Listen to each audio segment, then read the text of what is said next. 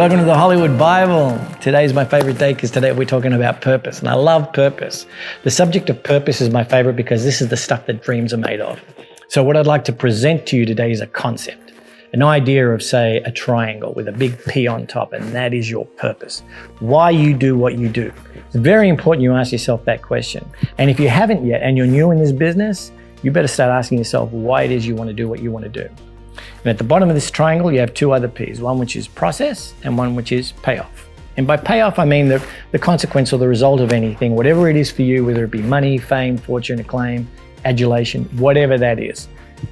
The other side is process, and that's how you go about doing what you do. So when you ask yourself the question, why am I doing this? Why do I want to be an actor, a writer, a musician, whatever it is, whatever your art is, painting.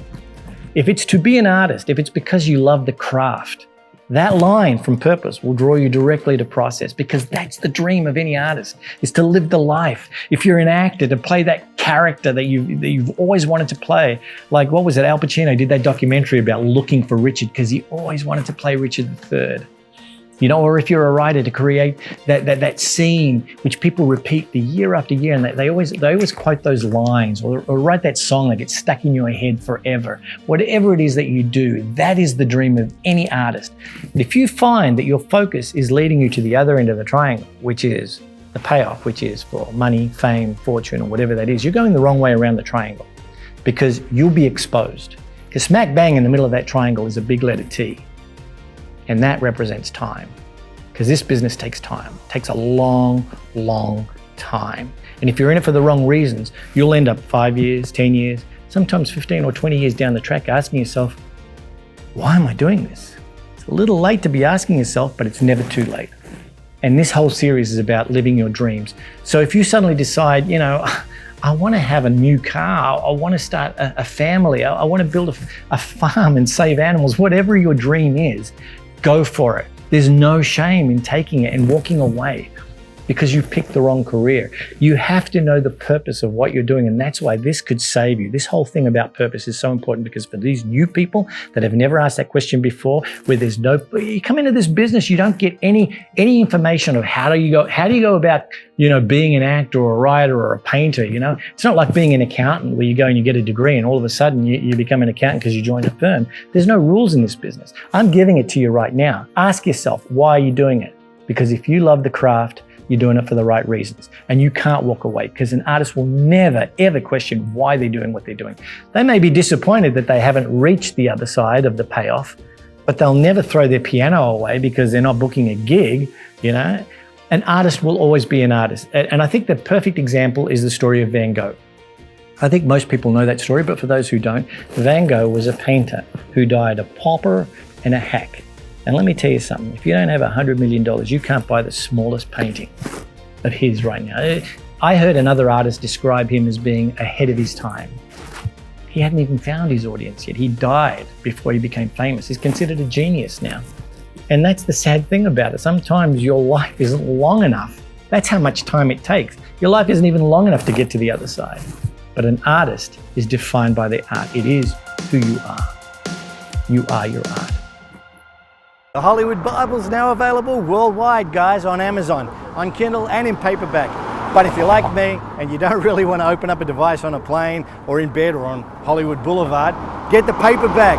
It's got a little bit more information than the actual streaming series, and it makes a great gift if you know someone who wants to get into the business or be an artist. So fortify your soul, your spirit, yourself, and your dreams, and get yourself a copy of the Hollywood Bible, huh? So a lot of people ask me about how I got to where I am, or what is my story. And it's really important in this particular subject. So I started very young, as a teenager, doing amateur theater and stand-up, and I felt like I'd found myself. I was so excited. I was loving what I was doing.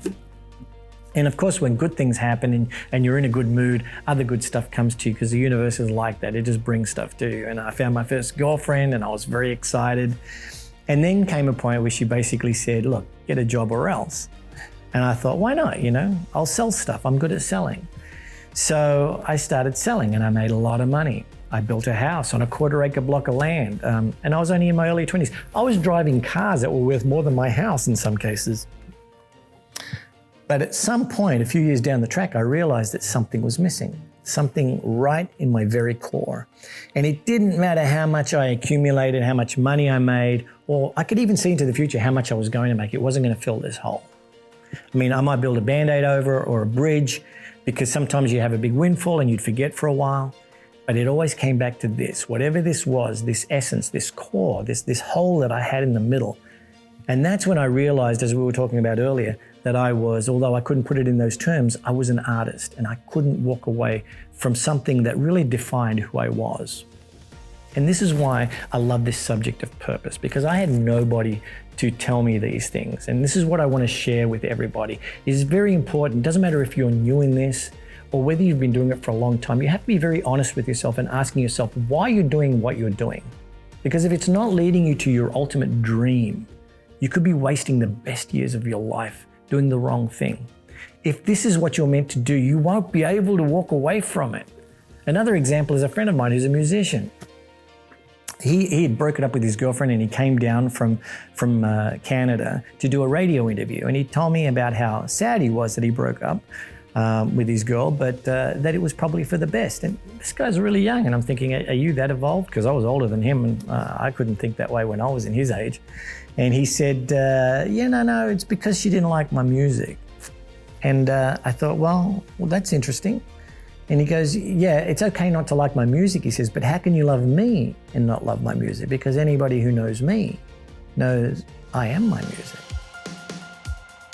That's an artist.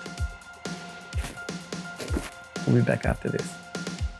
Come join the Stella Adler family of great actors, writers, directors, and producers. Stella Adler has produced the finest actors that we have today. Brando, De Niro, Selma Hayek, Benicio del Toro, Sean Astin, Susan Sarandon, Henry Winkler in The Fonz. Warren Beatty. What more do you need?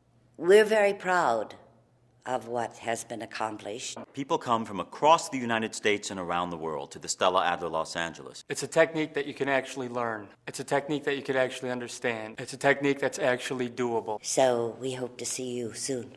They really know what they're doing. Okay, so this is the cool part. This is where we try to connect the purpose to the process and to the payoff and the whole triangle. And for me, understanding that my purpose was to be an artist, which in my case was an actor, was a blessing, because I suddenly had an epiphany. I realized that if it's the dream of any artist or any actor to live the life of an artist and to have the process be the focus, then there's a payoff in that. The process is a payoff, or partly a payoff. It may not be everything that some people think of when they think of glory and fame and money, but there's a payoff there. And then I realized that time was the glue in the triangle that held it together, and I had to embrace time. You cannot wear time around your neck like it's a weight. It's all about perspective and how you look at what you do. For example, my career has two aspects to it. There's training and there's work. Now with training, you can do your technique, you can do your classes, but you have to be very patient because life itself is training you. You need life experience. Every life experience you have contributes to your understanding of human nature and the human being. And it helps you to step into somebody else's shoes or play somebody else. Now, when it comes to the career, you have to be impatient. And that's how you use time. Because if you asked anybody, generally speaking, what they thought about acting, is it a difficult career to get into? I think most people would agree. It's a very, very difficult, if not the most difficult business to get into. So if a regular job is, say, 40 hours or 8 hours a day or 40 hours a week, it would stand to reason that you would need to put in more than that to be successful. Otherwise, how the hell do you think you're going to make it? You have to find time. You're self-employed as an actor.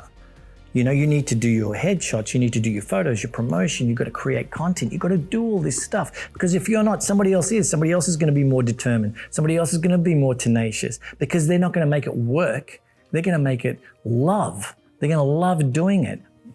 It's like people say to me, Stan, when are you going to take a vacation? I'm thinking, a vacation from what? My dream? I mean, I have a career in acting. I make my living out of playing other people, astronauts and gangsters and anything you can imagine. It's like when you're a kid and you go down and play in the sand pit. You're playing army, or you're playing, doctors and nurses, or husbands and wives, whatever it is that you play. I don't remember ever when I was a kid, some kid knocking on my door the next day after I've been exhausted playing the day before, saying, "Can Stan come out and play?" And me saying to my mother, "I'm tired of playing, just tell them I'm on a vacation." Last time I asked for a vacation was when I was doing a real job, a 9-to-5 job. That's when I wanted a vacation, because I made it work. It's about perspective. You cannot get this stuff twisted, guys, because if you're thinking of this as work, you've done one of two things. You've either made a huge mistake and this is not your purpose, or you've lost perspective. Don't do that. Don't forget that you're blessed to be an artist, and we are all blessed to be able to participate in this wonderful, wonderful life and wonderful, wonderful career. Thanks for joining us on the Hollywood Bible. We'll catch you on the next one.